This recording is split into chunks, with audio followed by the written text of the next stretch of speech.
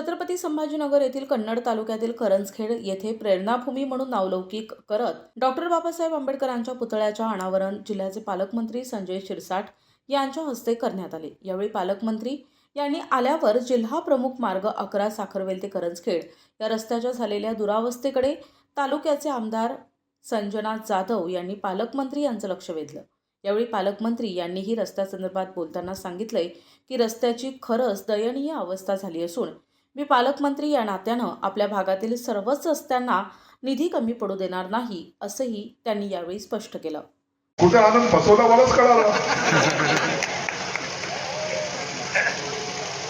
परंतु एक गावासाठी काय केलं पाहिजे, आपल्या गावामध्ये काय पाहिजे, किशोर सारखा तिथपर्यंत रस्ता झाला, परंतु जेव्हा इकडं गावाकडे टर्न घेतला तर पावडर लावायची गरजच पडली नाही, एवढा काही गोरा झालं नाही।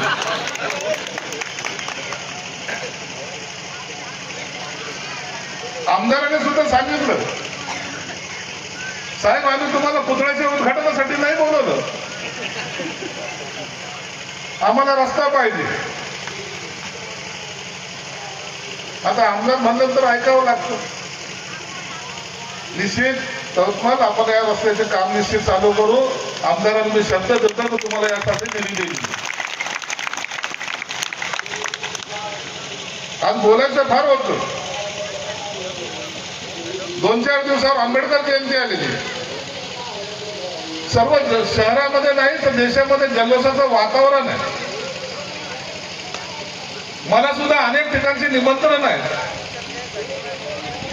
12 तारखेला माझ्या मतदारसंघामध्ये सुद्धा मी एक बौद्ध विहाराचं लोकार्पण करतोय। जवळपास 5 कोटी रुपये खर्च करून मी ते केलेलं आहे। मराठवाड्यातलं एकमेव मोठं बौद्ध विहार असेल तर ते माझ्या मतदारसंघाचा। उस्मानपुराला तुम्ही कधी याल तर तुम्हाला सुद्धा अभिमान वाटला पाहिजे असं ते बौद्ध विहार त्या ठिकाणी करतो।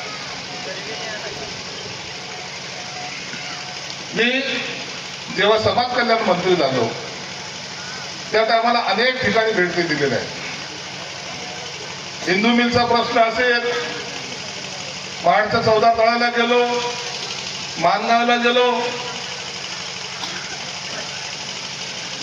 प्रत्येक ठिकाणी जाऊन होणार आहे, परंतु त्याच्यासाठी मला तुमचा आशीर्वाद त्या ठिकाणी लागणार आहे आणि निश्चित तुमचा आशीर्वाद त्या ठिकाणी माझ्या पाठीशी राहील अशी मी आपल्याकडनं अपेक्षा व्यक्त करते।